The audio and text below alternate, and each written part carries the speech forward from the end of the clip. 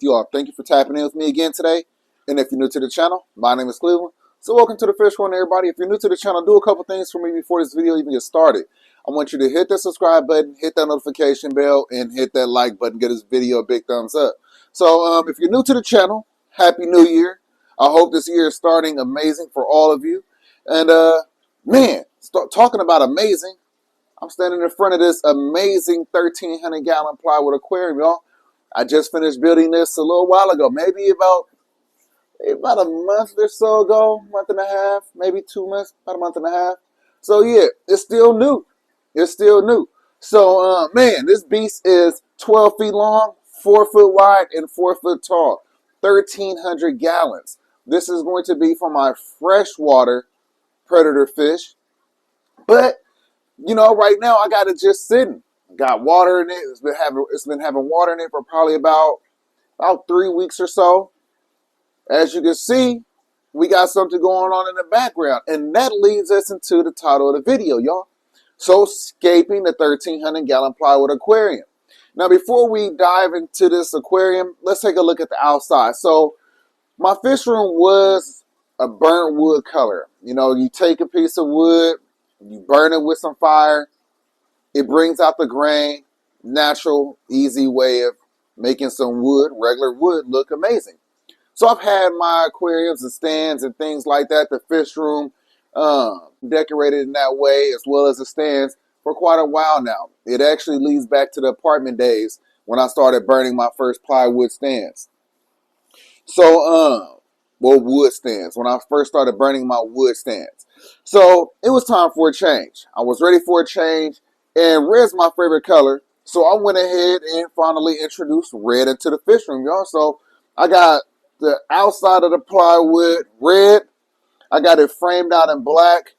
The stand is black. And I went ahead and accented the plywood with some crocodile print, just to do things a little bit different, just to mix it up. So if you see anybody with crocodile print on their aquariums, they got it from Cleveland over here at the Fish Corner. So we're going to make sure that you know where it started at, where it originated at. And, you know, I'm pretty sure that people are going to, you know, they're going to run with it, which is fine. Then I'll switch it up on them again. But anyway, I really love the way this turned out. This is my first ever plywood aquarium. I had so many firsts involved with this aquarium. My first time building a plywood aquarium. My first time using fiberglass. My first time using pine shield. My first time siliconing windows into anything. A lot of firsts.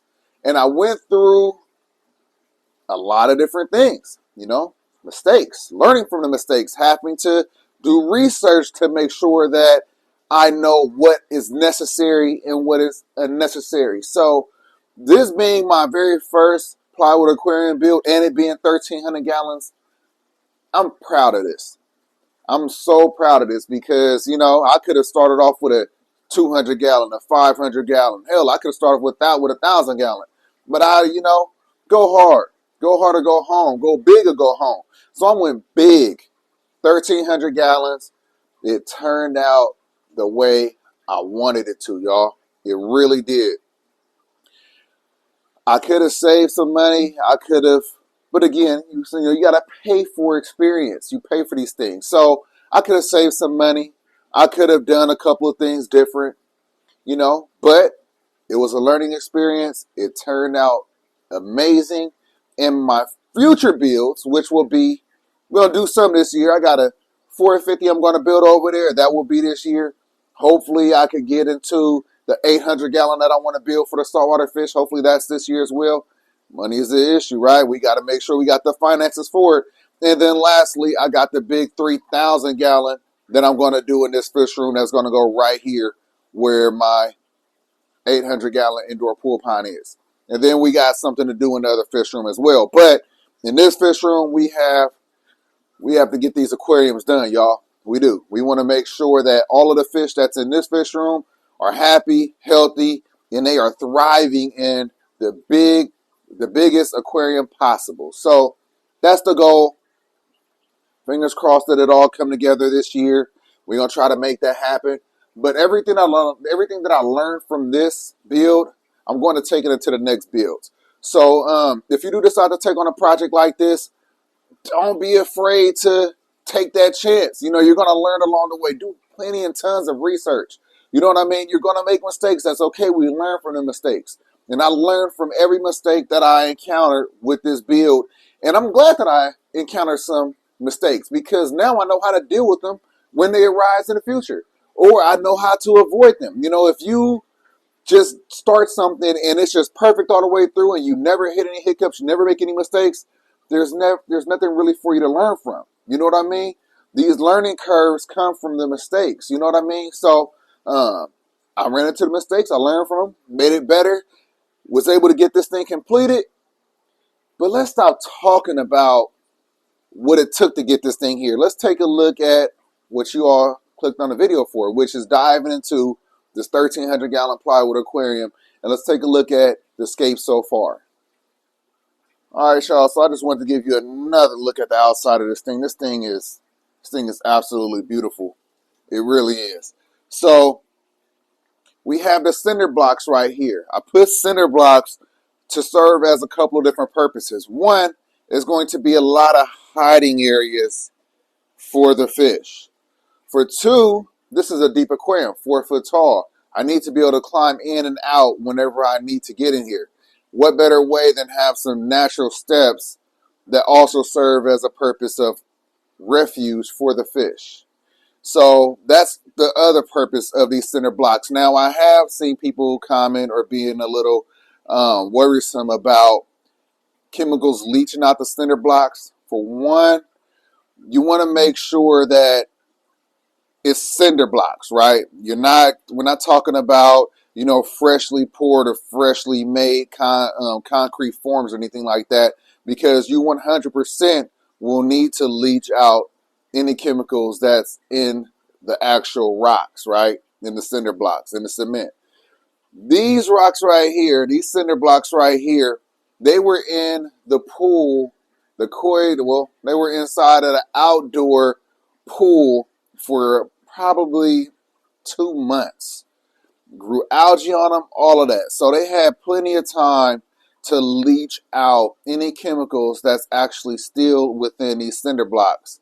Now, even being the case, I still have them sitting inside of this aquarium with no fish, which is also allowing them to potentially leach out any harmful chemicals that's in the cinder blocks. Now, even with all of that being said, I know there's some skeptical folks that's watching this video, and that's totally fine. I highly recommend that you do what you're comfortable with, not something that you necessarily see online, but something that you're comfortable with. Do your research, do what you're comfortable with for your fish. So I'm beyond comfortable with grabbing cinder blocks and throwing them right into the pond, throwing them right into the aquarium. I have done that. I did that with the 800 gallon pond. Didn't have any issues. I did that with the koi pond outside. No issues whatsoever. But like I said, people will build their ponds, structures, and everything out of cement. Now that's freshly made concrete forms or structures.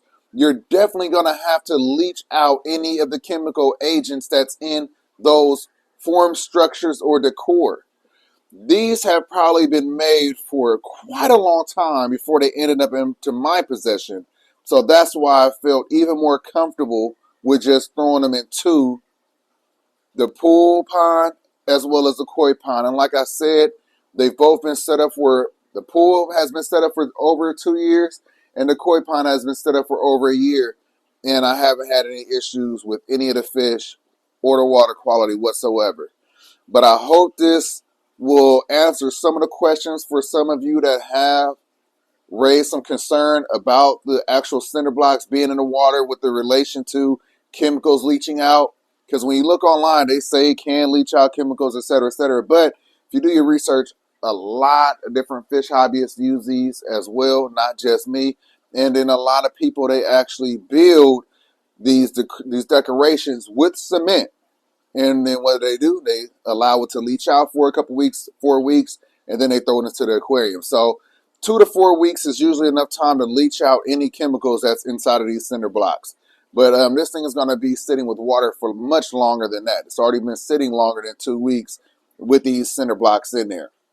Another thing you could do is take some pine shield, brown, gray, blue, whatever color you decide, black, whatever color you decide that you want to use, and you could actually paint them and seal them up. So you can still use them, but you could paint them so you don't have to worry about any chemicals leaching out. So that's an option.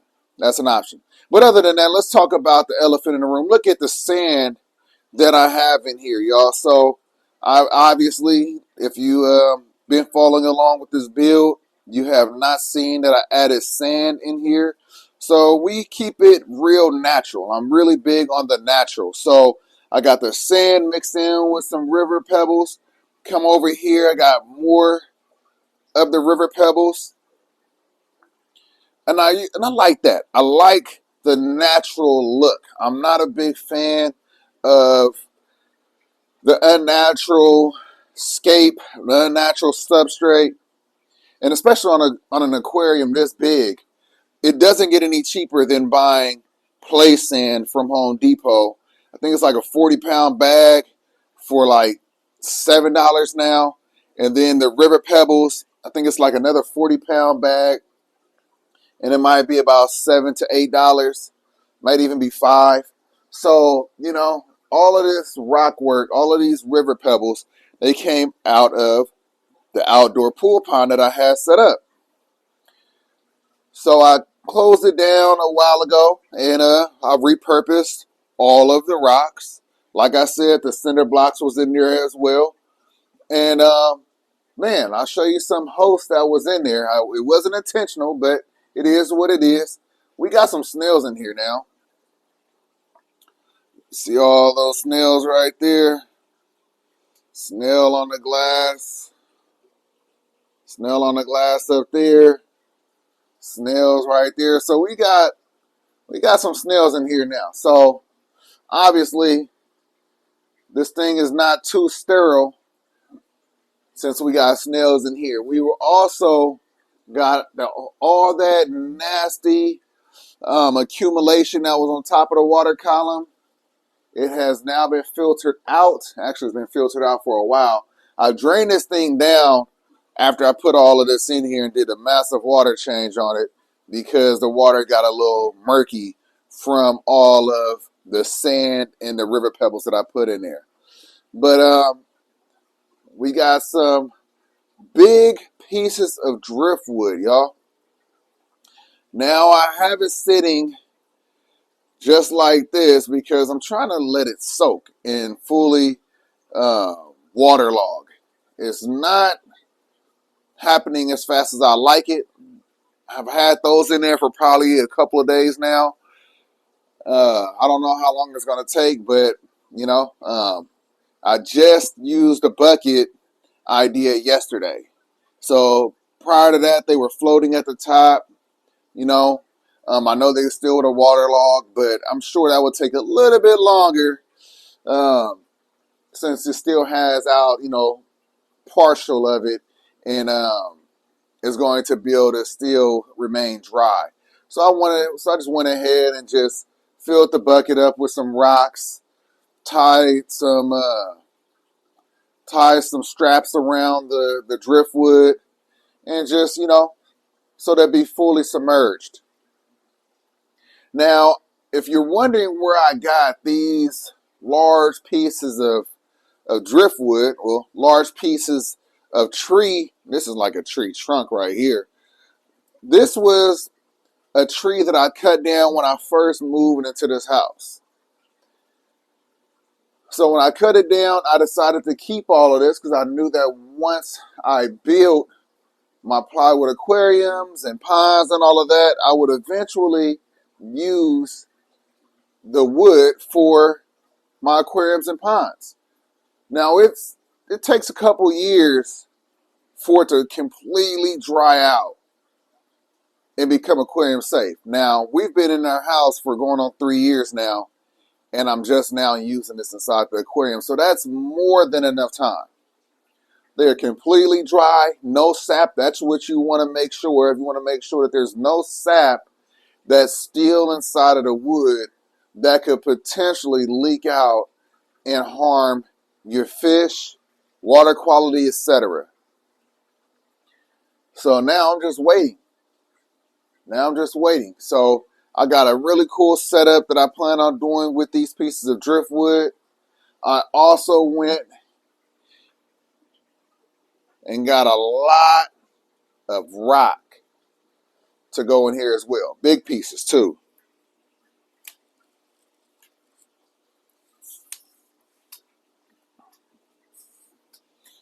So I went and got a lot of rock.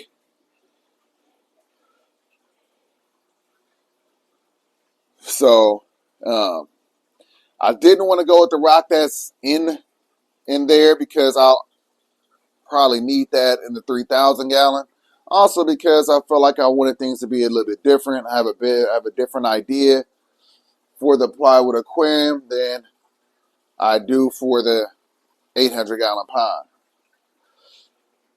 So all these big pieces of rock is going to look really good in here. It's the same rock like how I have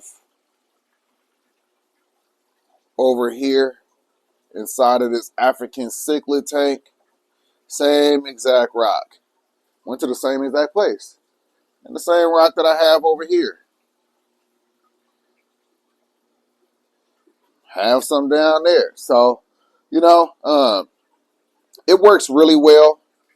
And it came for free 50. If you didn't catch that, I said free 50. So you can't beat that. You can't beat that with a bat. So all of the decor is going to end up being really easy on the pockets. That was bought quite a long time ago. Cinder blocks don't cost that much. Sand and river pebbles, that was bought quite a while ago. The free big, large branches that, man, trust me, they would cost a lot if you were to buy those. That piece right there is probably like 40 inches. This one right here is like 6 foot. It goes all the way to over here. So big pieces of wood that's going to make this aquarium really stand alone. Really stand alone. I want it to look like something that you've never seen before, and definitely something that you've never seen before from the Fish Corner. So cannot wait to get this set up for you all. I'm still taking my time. I'm in no rush to get fish into this aquarium. I don't know if it's just me, but sometimes, you know, having a tank set up, you know, it allows you to feel the anxiety. You know what I mean? It allows your imagination to build and run wild and, you know, visualize. And, you know, that's sometimes is just as good.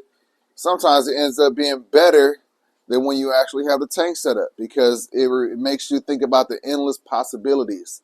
So that's just me. Maybe that's just me. But anyway, so I got some more circulation pumps coming. I have one right here. One right there. I got 4 more coming. I got some more cool little decor that I want to put on the outside of this thing. What else do I got coming? Pretty much it, man. Check out the lights up top. Those are 2 shop lights right there. I think they light this aquarium up really well. It actually lights up the fish room pretty good over here. I just cut them off, and you can still see so much of the outside of this aquarium. And then let me cut back on those. So yeah, they light up the space really good. So just 2 amazing shop lights, and reaches the bottom very well. I don't need more light than that. Really don't. But yeah, so just wanted to give you all an update, show y'all what's been going on with this 1,300 gallon. Let y'all in on what's to come And just let you know that I'm not just sitting here idle. The OGs know that's definitely not something that I'm able to do, but, you know, just wanted to tap in with y'all, let y'all see what's going on. All right, y'all, so that's about it. Like I said, it's coming together. It's coming together. We are almost at the point of having this thing scape. I cannot wait. I can't wait to have this thing scape. Like I said, it really allows me to visualize and imagine the possibilities. Some of y'all might not know who's going in here. All the fish that's inside of the 800 gallon will be going into here just temporarily until I build them to 3,000 gallon. Once I build them to 3,000 gallon, I'm taking all the fish back out of here, and then I'll move the fish that's inside of this 240 that's on the side of you into the 1,300 gallon behind me. So it's a lot of steps. It's a lot of moving parts. It's things that need to happen, and it needs to happen in the correct sequence so I'm not making things harder on myself in the long run. And if y'all don't know who's in the 800 gallon, before we go, I could show you that, and then I could also show you, kind of seeing who's in the 240, but I'll show you the guys that's in the 800 gallon first. Then we'll check out the fish that's going to be living in here long term, and then yeah, I'll cut you loose. All right, y'all. So this is the 800 gallon indoor pool pond. Like I said, this thing has been set up for almost 3 years now. Look at that cinder block right there. Probably can't see it. It's right up under the waterfall. But yeah, so all of these fish, you only can see a couple of them right now. All of these fish will end up going into the 1,300 gallon temporarily until I build them they 3,000 gallon because they need it. Look at Kobe. Kobe is my silver arowana right here. He's about 32 inches, and he needs that 3,000 gallon ASAP. So it's going to go right into this space right here, right into that space. Now the fish is going to live in there long term are these fish right here. We got red doveye, Oscar, gold gourami, giant red-tailed gourami over here. We got the Madagascar. We got another red doveye right there. We got the Zebrina pike right there. We got the jag right there in the back. And we have a red tiger motoguins that's somewhere in here. There you go, right there. Female red tiger motoguins. So all of these fish are going to come out of here. And then I'll probably throw my two peacocks in here. Also, along with these guys, I'm hoping that I could put my Giardini in here as well. So that's a little update for y'all OGs and everyone else. That's something that I just considered. If I could get away with moving a Giardini into the 1,300 gallon with those guys, that would really free up some space. That will allow me to do my work in the other fish room and build a 600 gallon in there. But yeah, because that's the plan. Another fish room, I got 2 fish rooms. Another fish room, I want to build a 600 gallon right where my 225 gallon is. But yeah, it'd be really nice to be able to get the Giardini in the tank with these guys. So that's going to be part of the that's going to be the plan. The Giardini typically don't play well with anybody else, but by the time these guys grow out, maybe I could get away with it. Maybe I could get away with it. We'll try. We'll give it a try. If it don't work, I'll deal with it accordingly. Yeah, so for me, I always try to make sure that my fish have the biggest home possible. I've been doing that since I got started, and that's what I'll continue to try to do. So that's the goal. Give them the largest home that I could possibly give them. You know, that's why this came into fruition. You know what I mean? I wanted to give my fish a much bigger home. You know what I mean? So I went ahead and started doing a lot of research.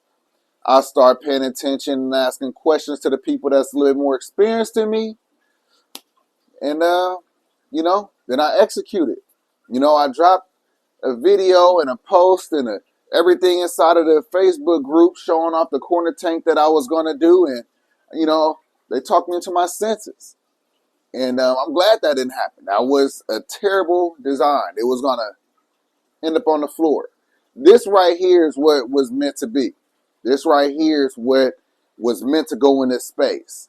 So, yeah, get inspired, educate yourself, and then execute. That's all you got to do. That's all you got to do. But anyway, I hope that you all enjoyed this video. I hope that you learned something. I hope that you were inspired by something. Man, if you're new to the channel, I need you to do a couple things for me real quick, please. I want you to hit the subscribe button. It don't cost a thing to get subscribed to the channel. Hit that notification bell. Just let you know whenever I upload any videos. You don't want to miss these. And then everyone, if you like the video, please do something for me. Like the damn video. Peace.